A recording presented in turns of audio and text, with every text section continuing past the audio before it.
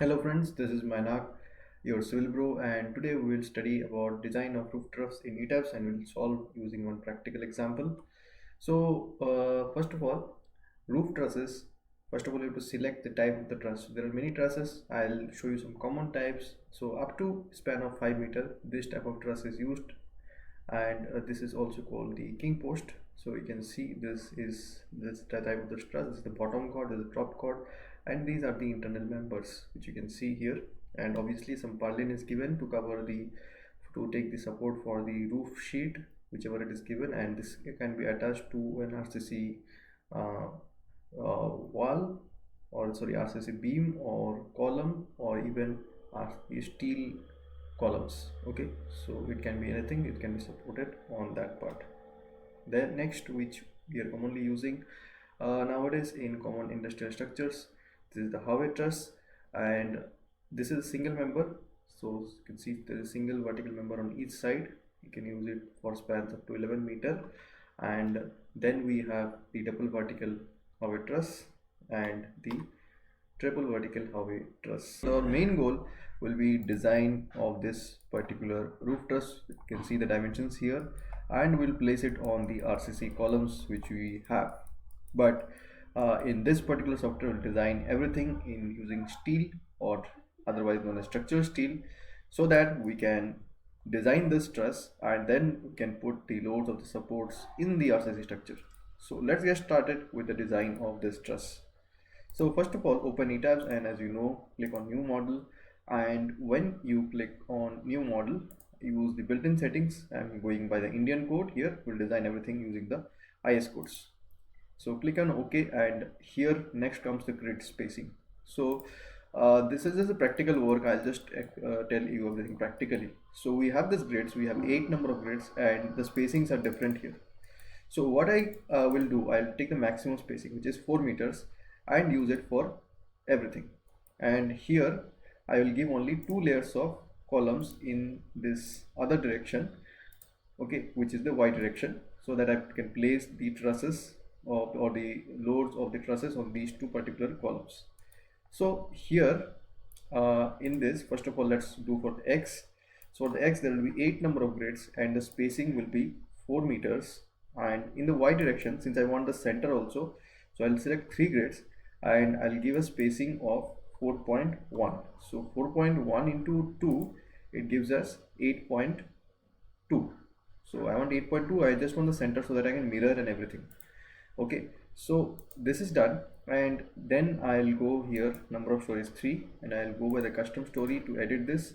So I'll give a plinth height of 0.5, and then the height of the columns is 4. So I'll insert its beams at some beams at the plinth level to provide stability and to avoid the long column effect. In actual structure also, in the RCC structure also, I'll have this beams at the plinth level, and also some beams will be below the truss level of the RCC, so it will be also there. And then the apex or the height of the particular truss itself is 1.3 meters as per my drawing here, which I was given. So you can see this is, if you add this, is 1.3 meter. Okay, so 1.3 meter truss, and you can practice along with me. Pause and practice along with me for this particular video. Okay, so this is done, and once this is done, and then click on OK. So once you click on OK, your default 2 views will come up. So when the default 2 views come up, the first thing you do is we define our sections. So go to define and define section properties, frame sections. So we are going to go and import new sections here. So firstly, you can see by default there is a ISWB, and this we are using for the, we will use for the columns. So since you're not designing the columns here, just use this design for the columns. And for the beams, let's import the property first. For the beams, we'll use any ISMB section. So ISMB 250 we'll use for the beams for the plinth level. Now comes the bottom chord. So the bottom chord and top chord we will use here. Let's select the properties here, steel, and we'll use angle section here, angle section for the bottom and top chords. So it is usually heavier than the internal members, so we'll go with 150 into 150 equal sections. We'll go 150 into 150 into 12 we'll go here. Okay, and then click on OK. So this will be for the bottom and the top chords, and another one will be for the internal members of the truss. So the internal members of the truss will be this one, which is written 2L into 15 to 50, and this one is the internal members of the truss. So I'm going with angle section here as usual, but I am just increasing this value here, 80 into 80 into 6. This will be my internal member section. If this fails, then I will select a higher value. So this will be done, and then comes the purlins. So the purlins are the ones, you can see these are the purlins which are above with the roof or the sheet, asbestos sheet, or you give tin sheets, whatever sheets you give, this will provide support to the sheets. So this will rest. So now for this particular sheets, I'll just use here another section here, and this I'll use steel tubes. So these are suitable for this particular thing. So I'll use equal section again, 72 into 72 into 4. This section I'll use for this purlins. Okay, so once this is done, and then click on OK. So I'll also define section properties for slab sections. So basically we'll use this we'll take for the asbestos sheet, which is the maximum one. This is actually nearly M20 grade concrete properties. So but I'll select membrane here because I don't want the sheet will not have any bending. This will be accessible only for maintenance purpose, so no bending is there. And this will be 6 mm. Why this is 6 mm? Go to IS 875 part 1, which is the code for the dead load. And in this IS 875 part 1, you can just go to table and page number here 5, page number 5. You can see the asbestos sheet here. You can see this basic the corrugated thickness is 6 mm. Okay, 6 mm, and the weight is also given. Unit weight we already will the software consider. So this is already given here. So we are taking 6 mm, and then click on OK, and then click on OK. So now basically let's first assign the columns. So here in the plan view, let's go to the plinth level first and take this quick draw columns here. And in the quick draw columns, we'll select the property for the columns, which is ISWV, and we'll insert the columns here and the columns here, and in the next floor also we'll insert the columns here and columns here. So the columns are up below the up to below the truss level. So let's go below level, that is the plinth level once again, and select this for the beams. We'll use ISMB here for the plinth level, just to avoid the long column effect. So the beams are done at the plinth level. Now let's focus on the truss. So in the 3D view, let's select this and make this elevation view. And in the elevation view, A is this particular grid, A, B, C, like this. We want A. So click on apply and OK. So now we'll work here. So first of all, select this, and we'll select our property. So property we'll use for the top and the bottom chord property, which is ISA 150 into 150 into 12. Okay, so select this, select this, select this, select this, and outside right click anywhere to end this command. Then again we'll select the internal member property and draw this internal member first. Select this, okay, so first of all select this, and internal member property is selected, 18 to 18 to 6. Select this and then select this and right click outside. Now for doing this, we need to divide this. Now you can see the this particular drawing, 1 2 3 4 parts. We need to divide this. So this is already selected. Now we'll go to edit and edit frames. Since this is beam which comes on the frame, divide frames into 4 parts. Click on apply, click on OK. Now then take this internal member size, 18 to 18 to 6. We just take hover over our mouse to find a point or a joint here like this. Make sure your line is 90 degree. Okay, and then just left click and right click. Again we'll find the next joint. Just hover over mouse and make sure it is 90 degree. So it is 89 now. 90, left click, right click. Another one we'll have, and left click, right click. Now what we need to do, we need to select this and we'll select this two and also this. Then we'll go to edit and then we'll go to edit frames, divide frames. We'll select the first option, click on apply and click on OK. So then select, now this will be divided at this intersection point. Select this, this and this, and then you can delete. Press delete in your keyboard. Now we can join this again. 1 2 3 4. Just go to edit and use the edit frames, join frames. So this has been joined again. Now this is joined and this is joined. Okay, so now we can go again to the internal members here, and 18 to 18 to 6. So you can see the pattern of the, this is called the hallway truss. So this is the pattern of the hallway roof truss here. Select this and select this, right click, left click, left click, right click, left click, left click and right click. So after this we can mirror this portion. So select this, this and this, and after this we'll go to edit, and in the edit option we will use the option of replicate. Ctrl+R is the shortcut. We'll use the shortcut from the next time. So go to mirror and pick 2 points in model, and let's see here. So that's why I created this grid. So to pick, just to mirror this, then apply and OK. You can see this is it has been mirrored. Now let's apply the purlins here. Just click on escape and select this, select this, select this. So basically we select all the joints here for the purlins here.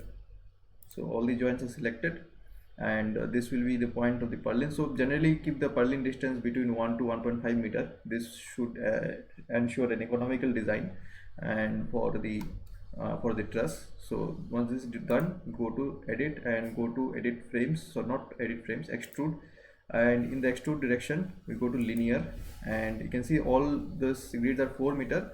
A number of spacing between the grids, since there are 8 grids, one is already done. Number of spacing will be 7. So number will be 7 here. I'm just telling you, just if you did not understand. 1 2 3 4 5 6 and 7. So like this there are 7 number of grid lines. Something is wrong in here. Okay, so first of all let's go. I think something is wrong here. It should be like this. Let's go back to the elevation view, and let's first of all, let me just select this and copy this. Okay, so go to edit and go to replicate, and 4, and number of spacing is 4, number is 7. Apply and click on OK. So this has worked. This has worked here, and now after this let me just try this once again for the last time. This doesn't work. Now we'll try a different method. Okay, I think since there should be something why this didn't work. Edit, extrude from joints to frames, 4 direction. Okay, this will be 0 and this will be 7. Click on apply and click on OK. Okay, so the mistake which I did is, I actually just to show you again, I didn't just do this 0, okay, by mistake 3 times in fact. So I'm getting old, I think, so sorry for that. First of all, I'll select this to provide the assign the properties in this particular level, which is just the level below the truss or the bottom chord level, and then we'll go the top chord level, and we'll select the remaining purlins here. This purpose of this purlins is simply to provide the support to the shell objects, and after that we'll assign here and frame and then section property, and then obviously we select the channel section which we have made ISB, this one, and apply and OK. So this purlin has been assigned, and the internal members and external members already we have assigned. So one remaining thing we need to do, select this and select this here, and go to edit and go to extrude. Sorry, not replicate, I'm misclicking everything today. Go to edit and go to extrude, and extrude from frames to shells, and we'll do this 0 because again I forget. Spacing is 4 and number is 7. Okay, and then click on apply, and then click on OK. So just check in the 3D view, you can see this shells have been applied here, and once the shells have been applied, we'll go to define, and we'll define the load patterns. Basically, load pattern, dead loads and live load already there, so we'll select the seismic load in X direction, and this will be obviously seismic, and this is IS. The latest code is not there in this version, but if you have this, select the latest code and then add new load, and this structure is in zone 5. You should add in the vertical direction as well, but I'm not going to do in this particular video. Okay, so but I'm just informing you. So if the structure is in zone 4 or zone 5, or there are some other factors as well, then you have to include the vertical effects of the earthquake as well. So just letting you know that I'm not including this here. So seismic load, and then we have the wind load. I'll apply wind load in two directions, two wind loads, not in two directions, two wind loads. One for the outward pressure, or another one for the suction. There is two directions. I'll just explain to you. So this will be wind load, and this will be the wind load code is there as per the latest code, W1, and I'll add W2. Why I'm adding two wind loads, I'll just tell you, because I'm going to apply a shortcut. I'm not going to just do the entire process. So this seismic load, I'll just modify this. The X direction, I'm not going to detail for zone 5. This is the factor 0.36. Okay, this is the site type is 2. There are basically there in the seismic code there are 3 types of soil. I have told this in many videos, but an importance factor for 1 for normal buildings, 1.2 for buildings more than 200 occupancy, and 1.5 for industrial buildings. So I'm giving 1, and then the time period the program will calculate. And the response rate factor for moment resisting frame is 5. So we'll keep as 5, and this is fine. We'll keep this bottom story as the plinth level and the top story as such, and then click on OK. And then here also we'll modify and keep the same in the Y direction here.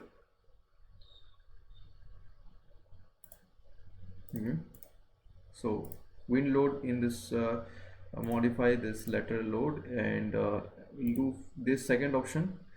Basic wind speed for Tripura you can find in the annexure in the bottom of the wind load page. I'm just not going to that right now. You have 4 terrain categories depending. One is totally open place, and 4 is where you have many obstacles. So depending upon your site, you select this and importance factor also. This has changed in the new code. Okay, so and then we have the K1 factor, K3 factor. So K1 and K3 factor, and then we have the K2 factor, which depends on the height of the building. Okay, so we're taking this as 1, but actually you can calculate this in detail also. So I'm just showing you these calculation parts. You can just have this basic wind speed you can find in page number 3 of the code, terrain category. So everything you can find in this particular pages of this code. So, and KD and KC, I think the software calculates automatically, and K4 is included in new code, but the new code is not here. This provision is not here. Okay, so no problem. This is 1 and 1. Just look into the code for the further details. I'm just going to finish this shortly.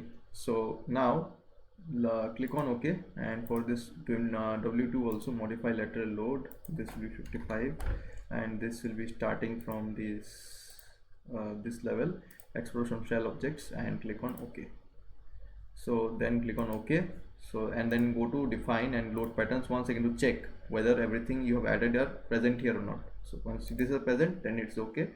Then you go to the mass source, because we need to define the mass source, modify this mass source, and then specify load patterns, add this dead load, and in the live load just add list 0.25. So click on add, and then click on OK. Element self mass you have to, because already you dead load you excluded, so element self mass you have to do this, and now click on OK and OK. So mass source has been defined, seismic load have been defined, wind this calculation have been defined, but we have to apply the wind loads in the shell objects. Okay, So first of all, let's select all the shell objects here.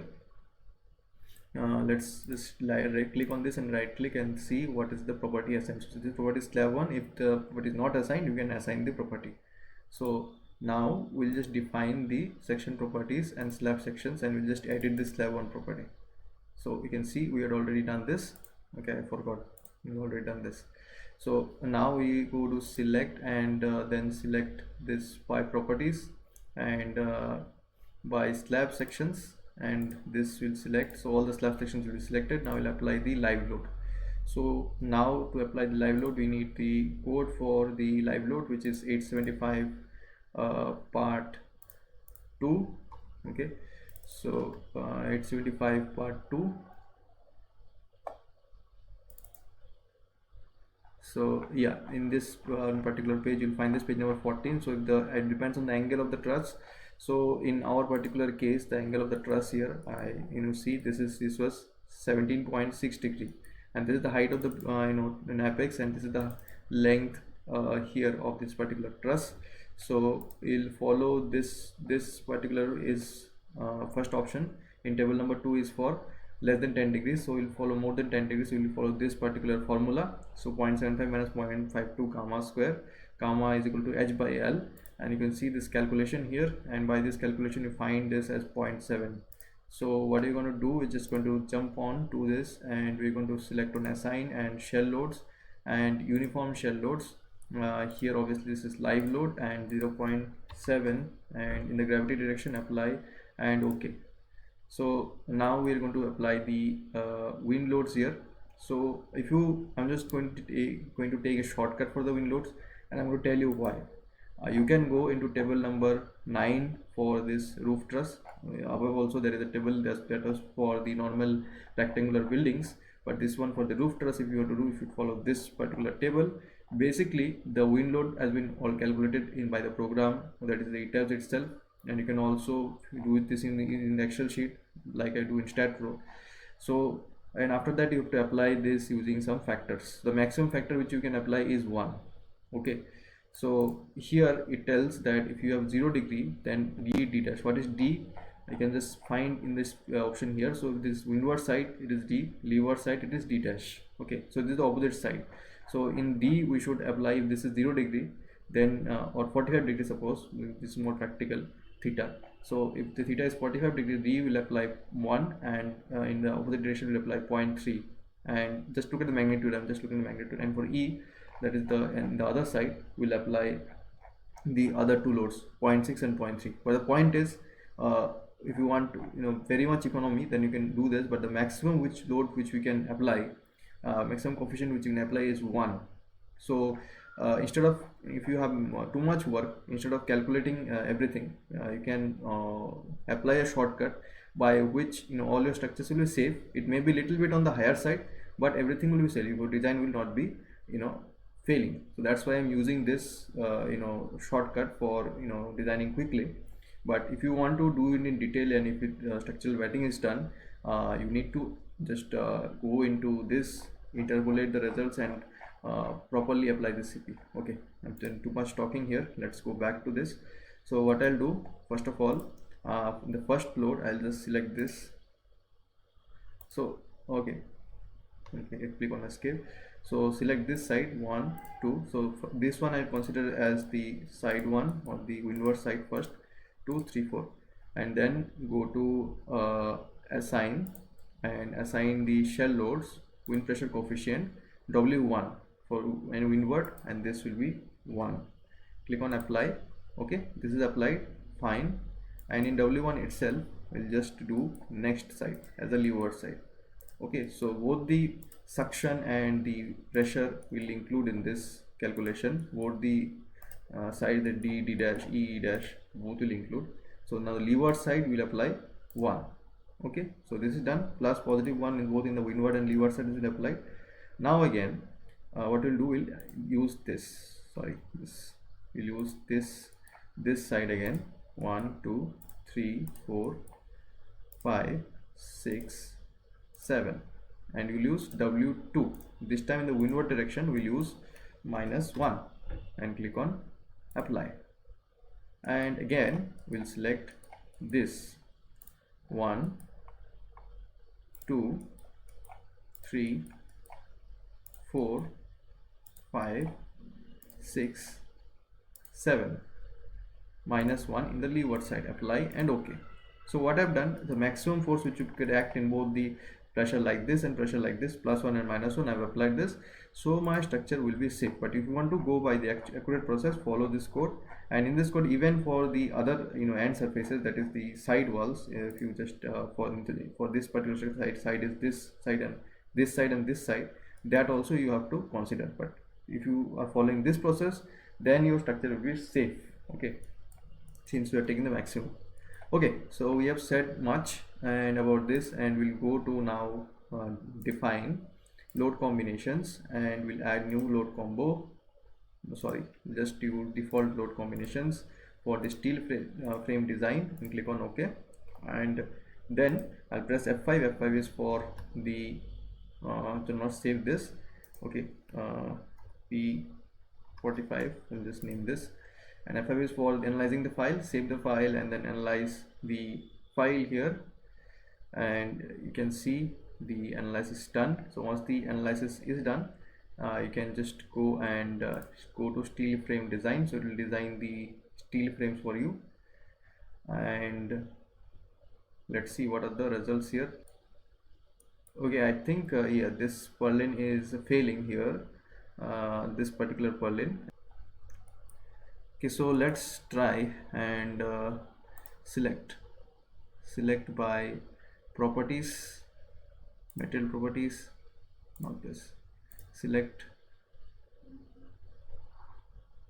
properties, frame sections. We did ISB, this one we did select and close, and then assign. Let's just try the maximum one and then we'll go. So let's assign frame section property and modify board, this one steel tube. That is too much, I think. Let's try this one. Apply and OK. F5.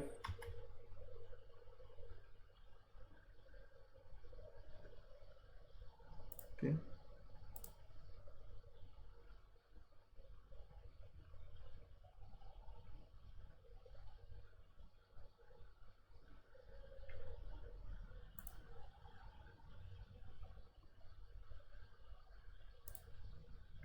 So now everything is passing here using this particular purlin size.